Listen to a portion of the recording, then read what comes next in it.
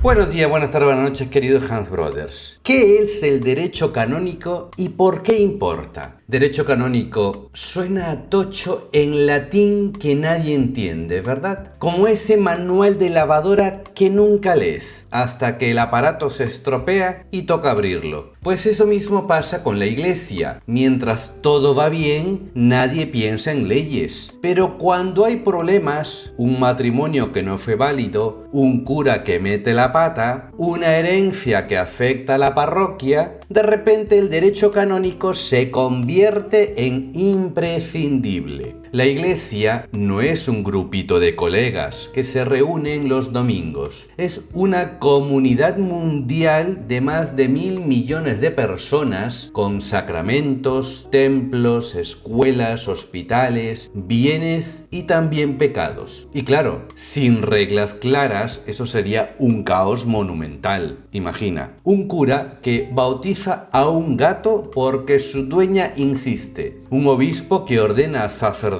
a su primo de 16 años. O un párroco que se inventa la misa express de 3 minutos. Caos absoluto. Versión eclesial del Battle Royale. Un mes. 10 días. Carby, 15 días. 9 días. Carby. Sí, está bien. 10 días. ¿Qué quieres si ganas? Eso es difícil porque no quiero nada de lo que tienes. ¿Qué? ¿Entonces vas a apostarme por nada? Para evitar ese desmadre existe el derecho canónico, el sistema jurídico que organiza la vida de la iglesia. No es un capricho medieval ni un museo de normas en vitrina. Es un cuerpo vivo que se actualiza cuando hace falta, que protege derechos, que da cauces de justicia, que asegura que la fe se viva en orden, no a lo loco. Es el cinturón de seguridad de un coche que por muy potente que sea el motor, la fe, necesita estructura para no estrellarse. En este vídeo por eso vamos a descubrir qué es de verdad el derecho canónico, cómo nació, quién lo hace, a quién le afecta y por qué sigue importando hoy. Y lo hacemos con ejemplos de la vida real, sin latinajos innecesarios, pero con la seriedad de saber que hablamos de algo que toca lo más importante, la vida de la iglesia y, en última instancia, la salvación de las almas. ¿Listo? Pues vamos a empezar. Primero empecemos con un poco de historia. Jesús nunca entregó un código de derecho canónico en tablas de piedra. Lo que dejó fueron unas palabras sencillas y demoledoras.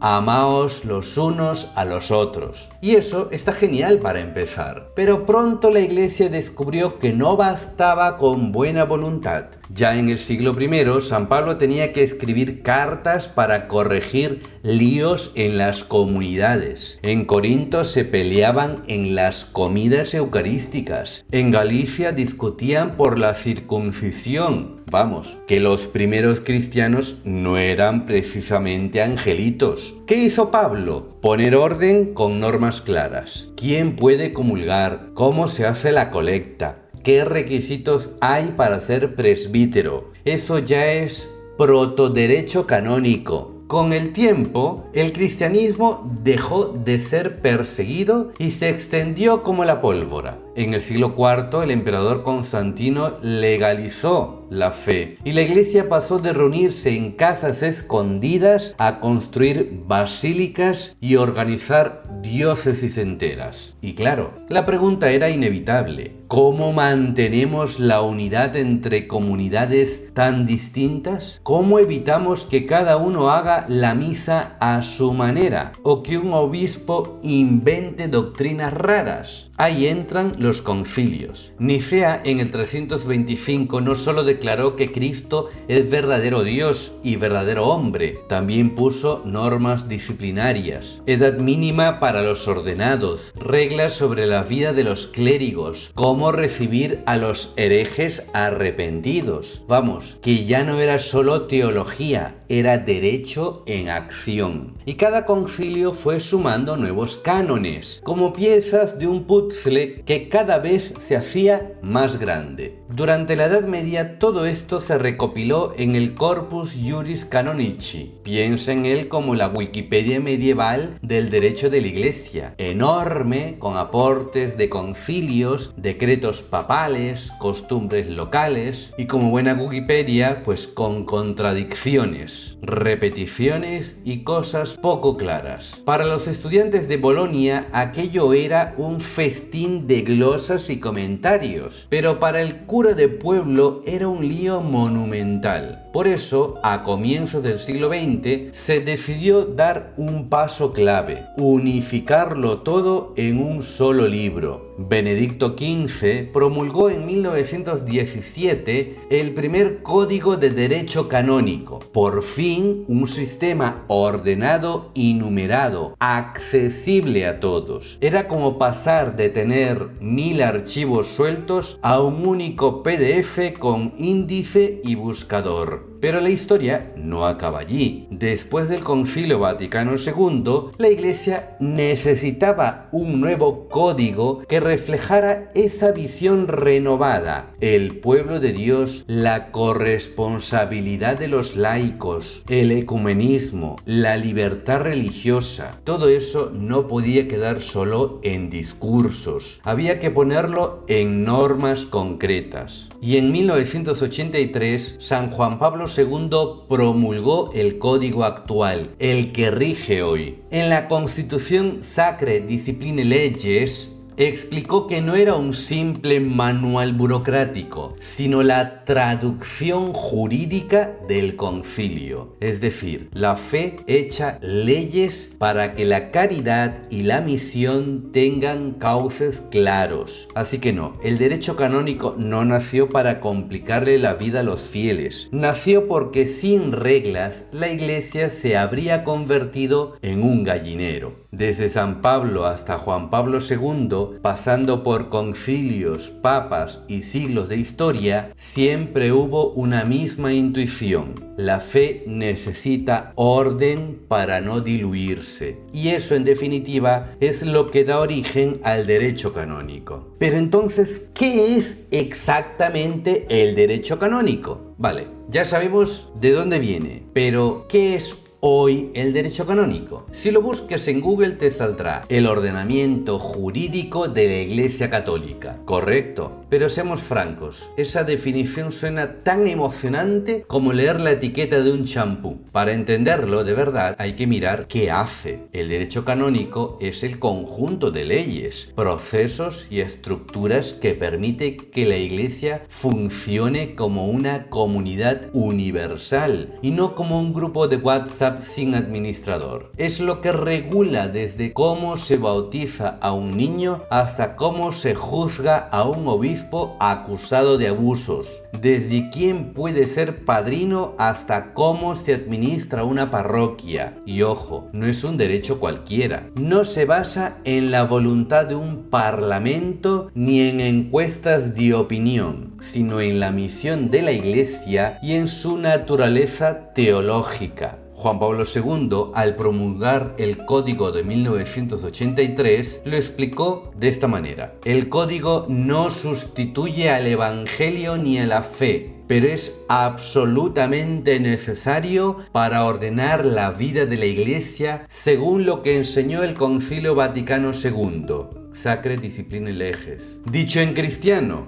no es burocracia por burocracia, es poner por escrito cómo se vive la fe de forma coherente. Os doy un ejemplo práctico. Si yo aparezco en la sacristía con mi perro y digo que quiero bautizarlo porque también es criatura de Dios, ¿qué hace el cura? El canon 849 establece que el bautismo es solo para personas humanas. Asunto cerrado.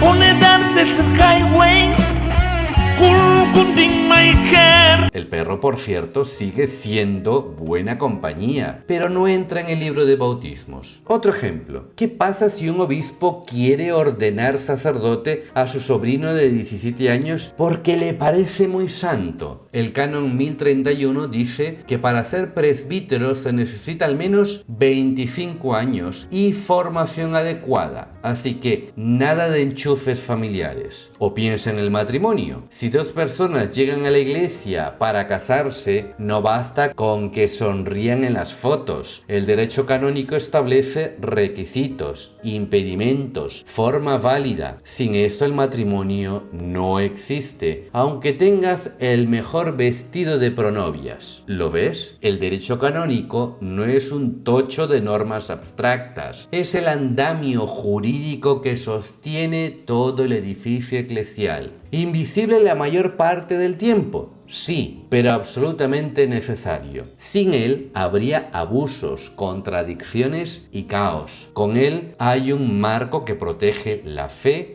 asegura la justicia y da cauces claros. Y por si te lo preguntas, no existe un único código para todos. La Iglesia Latina se rige por el Código de 1983, pero las iglesias orientales católicas tienen el suyo propio, el CCEO, Código de los Cánones de las Iglesias Orientales, promulgado en 1990, porque ser católico no significa ser uniforme. Hay diversidad de tradiciones, pero todas comparten la misma necesidad de un derecho que ordene la vida de fe. En resumen, el derecho canónico es el sistema nervioso jurídico de la Iglesia, no es la fe misma, pero sin él la fe se paralizaría en la práctica. Es lo que garantiza que la Iglesia no sea un anárquico cada uno a su bola, sino una comunidad universal donde la salvación de las almas, canon 1752, es la ley suprema. Punto 3. ¿A quién se aplica realmente el derecho canónico?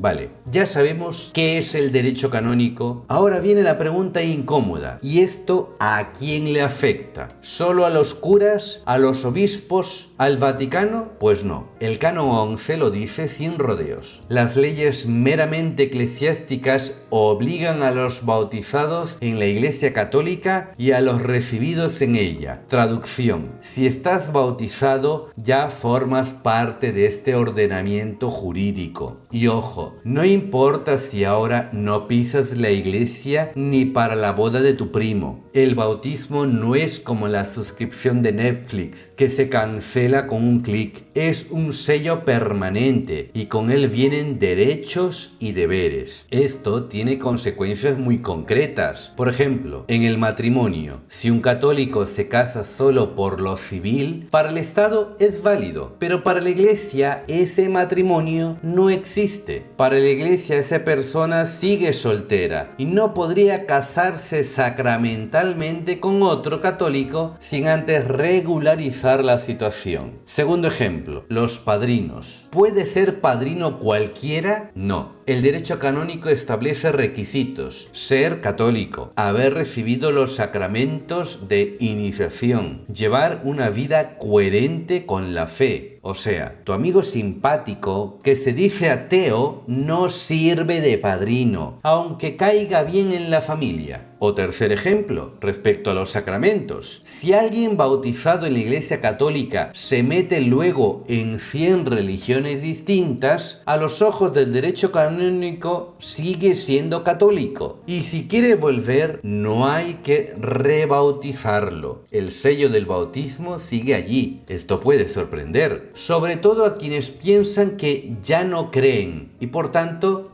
ya no cuentan. Pero en la lógica de la Iglesia, el bautismo te incorpora para siempre al pueblo de Dios. No es una membresía opcional, es una realidad sacramental que cambia tu estatus. Y aquí hay otra distinción interesante. No todas las leyes canónicas son iguales. Algunas son universales, valen para todos los católicos del mundo. Otras son particulares, dadas por un obispo para su diócesis o por una conferencia episcopal para un país.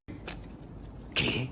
Incluso pueden ser personales o territoriales. Por ejemplo, hay normas específicas para los miembros de un instituto religioso que no aplican a los laicos de a pie. En resumen, el derecho canónico no es una cosa de curas. Regula la vida de todo bautizado, desde quien puede comulgar hasta cómo se administra una parroquia, desde cómo se celebran los sacramentos hasta cómo se resuelven los conflictos. Te guste o no, si un día te mojaron la cabeza con agua en nombre del Padre y del Hijo y del Espíritu Santo, ya estás dentro del marco del derecho canónico.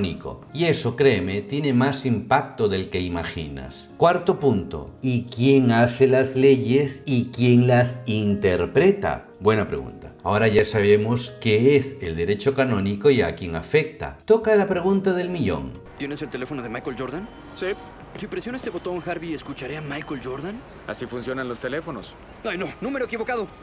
¿Quién manda aquí? ¿Quién tiene la pluma para escribir las leyes de la Iglesia y quién decide lo que significan? El canon 331 lo deja claro como el agua. El romano pontífice tiene potestad ordinaria, suprema, plena, inmediata y universal en la Iglesia. Hablando en cristiano, el Papa es el legislador supremo. Sí, aquí no hay separación de poderes a lo Montesquieu. En la Iglesia, el Papa es al mismo tiempo legislador, juez y ejecutivo. Dicho de otro modo, es como si en un Estado el presidente, el Congreso y el Tribunal Supremo fueran la misma persona. Vamos, Montesquieu se nos caería redondo al suelo. Pero en la Iglesia funciona así desde siempre. Ahora bien, no todo se cocina en Roma. El código prevé que las conferencias episcopales, como la española o la mexicana, puedan dictar decretos generales en determinados asuntos, como señala el canon 455. Eso sí, siempre dentro de los límites marcados por el derecho universal y con la aprobación de Roma. Por ejemplo, en cada país hay normas concretas sobre cómo se celebra la catequesis, qué edad mínima se recomienda para la confirmación o cómo se organiza la administración de las parroquias. No es que cada obispo invente a su antojo, pero hay espacio para adaptar según contextos culturales. Y si todavía te quedan dudas, hay un árbitro final, el Dicasterio para los Textos Legislativos en el Vaticano. Es el organismo encargado de dar la interpretación auténtica de los cánones. ¿Qué significa eso? Que si un canon se presta a varias lecturas, lo que diga este dicasterio, siempre con aprobación del Papa, es la interpretación oficial y obligatoria.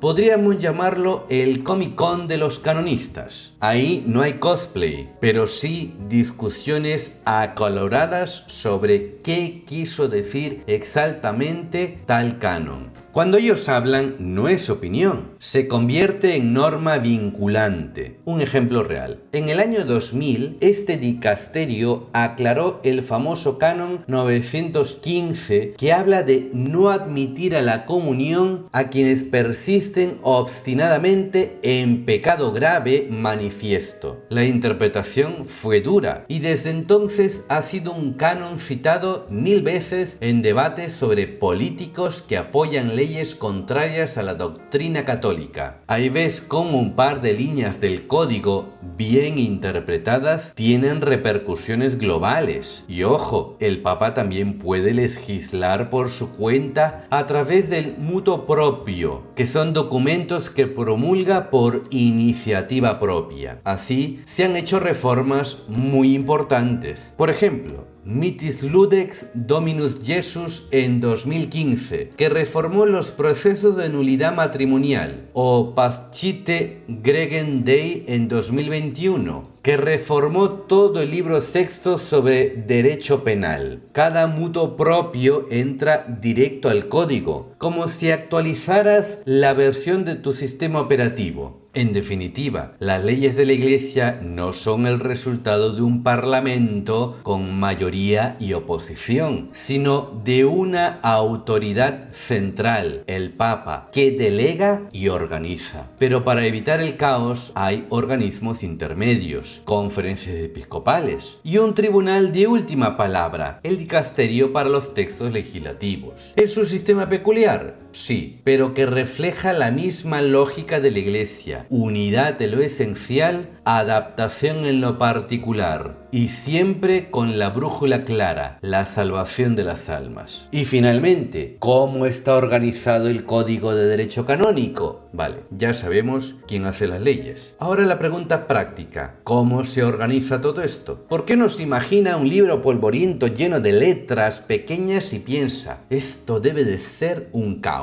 Pero no, el Código de Derecho Canónico de 1983 está muy bien estructurado, casi como un mapa que te permite encontrar rápidamente lo que buscas. El código se divide en 7 libros. No son novelas de Harry Potter, pero casi. Cada libro aborda una parte de la vida de la Iglesia. Libro primero, normas generales. Aquí está la teoría del juego, cómo se entienden las leyes, quién está obligado, cómo se interpretan. Por ejemplo, el canon 11 que ya vimos. Todos los bautizados están sujetos al derecho canónico. También habla de cómo se hacen las leyes, qué es la costumbre, qué es un rescripto. Es como el reglamento básico de cualquier deporte. Luego viene el libro segundo, el pueblo de Dios. Aquí se define quién es quién en la Iglesia: laicos, clérigos, religiosos, obispos, papa. Es como el organigrama de una gran empresa, pero con lógica eclesial. Por ejemplo, regula qué derechos tienen los fieles, cánones 208 al 223. Qué obligaciones tienen los curas, qué es un cabildo catedralicio. Si alguna vez has escuchado la frase "los laicos tienen derechos en la Iglesia", aquí está la base jurídica. Libro tercero, la función de enseñar. Se centra en la predicación, la catequesis, los medios de comunicación, las escuelas católicas, o sea, todo lo que tiene que ver con transmitir la fe. Por ejemplo, regula qué se necesita para fundar una universidad católica o quién puede enseñar teología oficialmente. Libro cuarto, la función de santificar. Aquí viene lo que más conoce la gente: los sacramentos y la liturgia. Desde el bautismo hasta el matrimonio, todo está regulado aquí. Requisitos, impedimentos, ministros válidos, forma de celebración. Si un cura improvisa y dice en un bautismo: yo te lavo en nombre del Creador, del Redentor y del Santificador, eso es inválido según el canon 849, porque no usa la fórmula trinitaria. El código asegura que los sacramentos se hagan de verdad como la Iglesia manda. Libro quinto, los bienes temporales de la Iglesia. Sí, la Iglesia también tiene patrimonio: templos, obras de arte, cuentas bancarias, terrenos. Este libro regula cómo se administran, quién es el responsable y qué hacer si alguien los gestiona mal. Por ejemplo, establece que los bienes de la Iglesia no son propiedad personal del cura o del obispo, sino de la comunidad. Aquí se ve que el derecho canónico también toca temas de dinero y administración. Libro sexto, sanciones en la Iglesia, o sea, el derecho penal. Aquí se regulan los delitos y las penas, desde la excomunión hasta la suspensión de un sacerdote. En el año 2021, este libro se reformó a fondo con Paschite Gregendei para responder con claridad a casos de abusos sexuales, corrupción financiera o negligencia negligencia grave. O sea, el código también tiene un capítulo de ley y orden. Libro séptimo, el último, los procesos. Es el manual de tribunales. Explica cómo funciona un juicio eclesiástico, cómo se presentan pruebas, cómo se apelan las sentencias. Aquí entran los tribunales de nulidad matrimonial, pero también procesos penales o administrativos. Es la parte más técnica, pero sin esto no habría justicia organizada. ¿Es un libro fácil de leer? No. No es una novela, pero tampoco es un caos. Está pensado como un código moderno, claro, ordenado, con numeración de cánones. Hay 1752 en total, que permiten localizar rápidamente lo que necesitas. Y ojo, el código latino, CIC en sus siglas en español, no es el único. Como dijimos antes, las iglesias orientales católicas tienen su propio código, el CCEO de 1990, también dividido en libros. Eso muestra que la Iglesia respeta la diversidad de tradiciones, pero mantiene el mismo principio: sin derecho no hay orden. En resumen, el código es como el esqueleto de la iglesia institucional, invisible la mayor parte del tiempo, pero sin él no habría estructura. Y lo mejor, cada libro toca algo que todos vivimos de una u otra forma, desde tu bautismo hasta la misa del domingo, desde el dinero de tu parroquia hasta la justicia frente a un delito. Todo está allí, escrito, con orden. Y eso, aunque suene aburrido, es lo que permite que la Iglesia sea católica de verdad, universal y unida.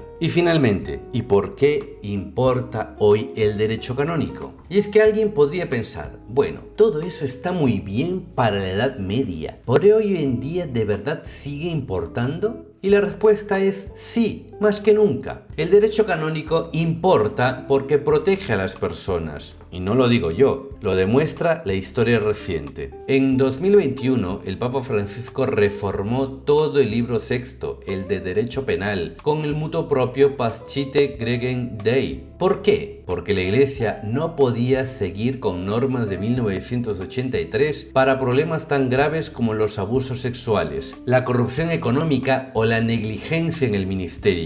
Había que actualizar las penas, tipificar nuevos delitos, hacer el derecho más claro y efectivo. Esto muestra que el código no es un fósil, es un cuerpo vivo que responde a los desafíos de cada época. Su importancia no es solo para castigar, también es para garantizar derechos. El código afirma que todos los fieles, desde el Papa hasta el último bautizado, tienen derechos y deberes en la Iglesia. Derecho a recibir los sacramentos, a la libertad de opinión en lo que corresponde, a la educación católica. El derecho canónico da voz al fiel de a pie, no solo al clero. Y sobre todo, importa porque asegura que la fe no se viva al azar. Imagina una iglesia sin derecho, cada cura improvisando, cada diócesis inventando ritos, cada fiel reclamando lo que le apetezca. Sería el caos de Juego de Tronos versión parroquial. El derecho canónico es lo que permite que una misa en México y otra en Filipinas sean la misma misa. Que una nulidad matrimonial en Madrid sea reconocida en Buenos Aires.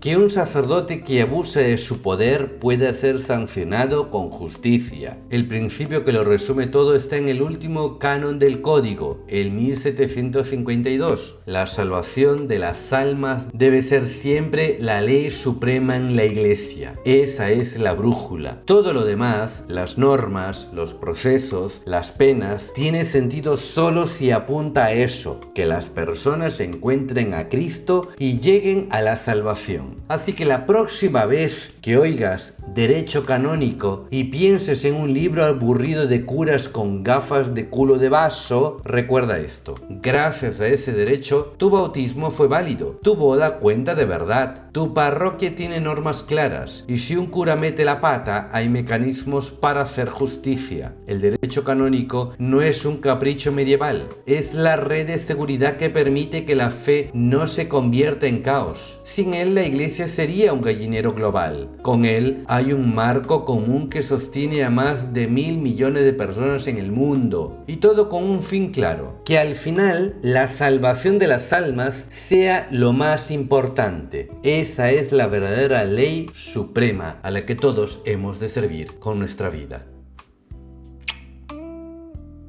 Amén, hermano. Y se acabó.